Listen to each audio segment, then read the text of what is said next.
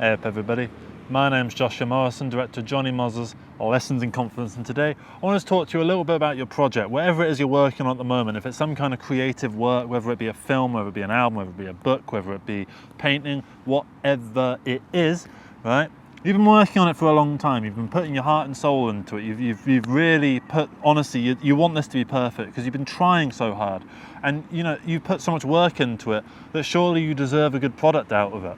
So I feel like if you've been spending sort of maybe months on a single project, or maybe even potentially years on a single project, there's this idealized version of the thing that you're working on that you see in your head. That is your vision, and that's what you're trying to get this thing towards. Because it's a work in progress, you're working towards getting it up here, which is where you want it to be. You want it to be in this completed state that you see it in, exactly the way that you see it, whatever that might be, right?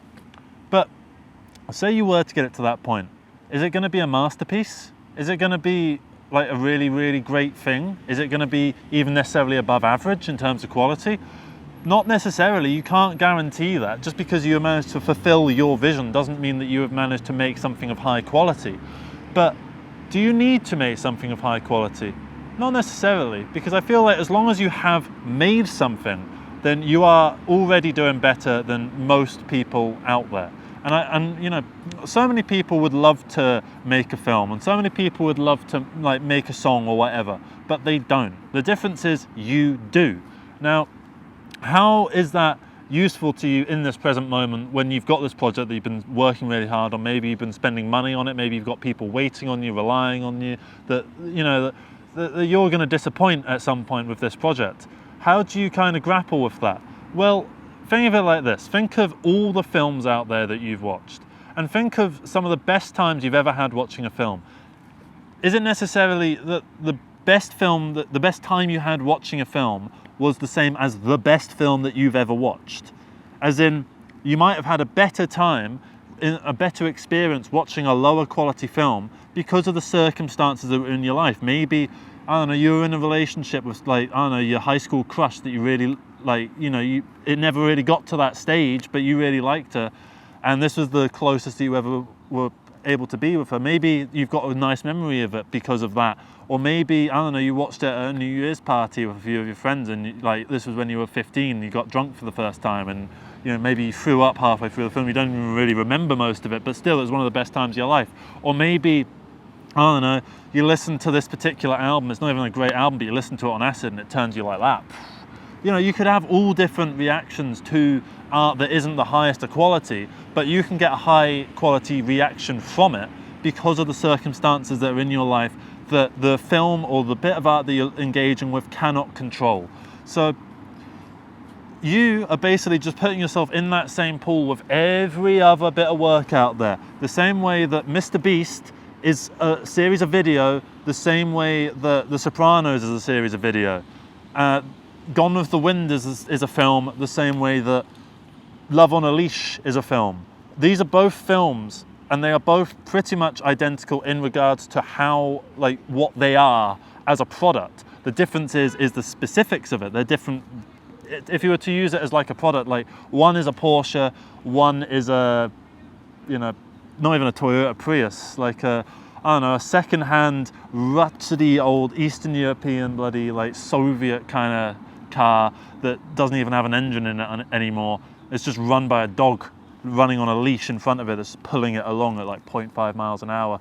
I don't think a dog could pull a car. Maybe if you've got a sled pack of dogs, you can maybe do it if you had the engine on neutral or something like that. Anyway, my point is that they're both films in the same sort of way, but and in the same regard, you can have experiences watching both of them. Say you sit down with your favourite person and watch Gone with the Wind, right? Are you going to have a better time than if you sit down with your favourite person and watch, I don't know, Love on a Leash, right? They're both films, but it's the person that you're here with that is the interesting thing, that is making the experience so great. It's the fact that you went to the cinema and watched a film. Have you ever watched a crap film in a cinema and you've walked out of it? And that little experience on its own is a positive thing in and of itself because it gives you something to think about and mull over. I remember when I watched Dune, I didn't walk out of it But I remember being there with the person I was watching it with and feeling really awkward because I didn't know whether like they were enjoying it, because I most certainly was not. I was bored to fucking tears by that film. I really don't like that film.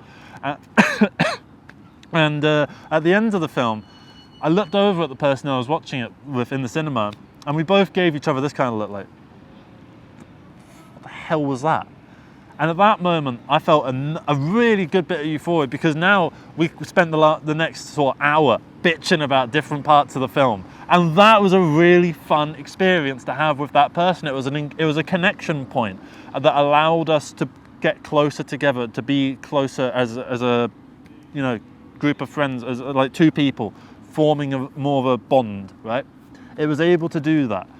But if it had been a better film, what would we had to say? We would have had, oh, that was a great film. Yeah, it was, wasn't it? I mean, I really like the themes. Yeah, I really like the themes too. It was interesting how they kind of were talking about the various things that the film is about. Yeah. And obviously, like, you want to try and be positive about things, but it is quite fun to sort of sit and have a bit of a bitch about these kind of things. But my main point is, you don't have to make something of high quality, because someone will have a beautiful experience engaging with your piece of work, no matter what its quality level is. And if you make something bad, that doesn't mean that you're a failure, because it means that someone can have a really positive experience having fun with your film. Even if they're pointing and laughing at it, and laughing at the acting, and laughing at the cinematography, and laughing at the sound, whatever, they're having fun with it. And isn't that what you set out to do? You set out to entertain, or to make people think, or to engage people's brains. Is that not why you set out to on this path to make stuff, whatever that might be?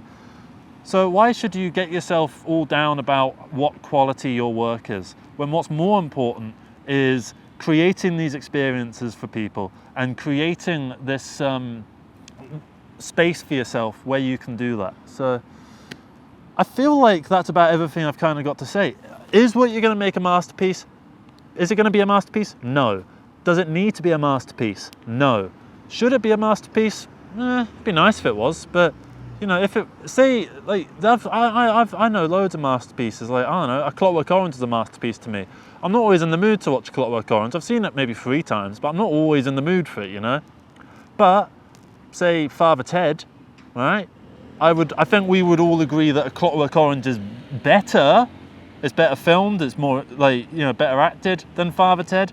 It's hard to compare because it's apples and oranges, but it's, this is a better thing, A Clockwork Orange, than Father Ted. But I have more fun with Father Ted, so does that mean that A Clockwork Orange is better? Not necessarily. I've watched Father Ted a hell of a lot more times than I've watched Clockwork Orange, and I can return to it, it can be my comfort thing.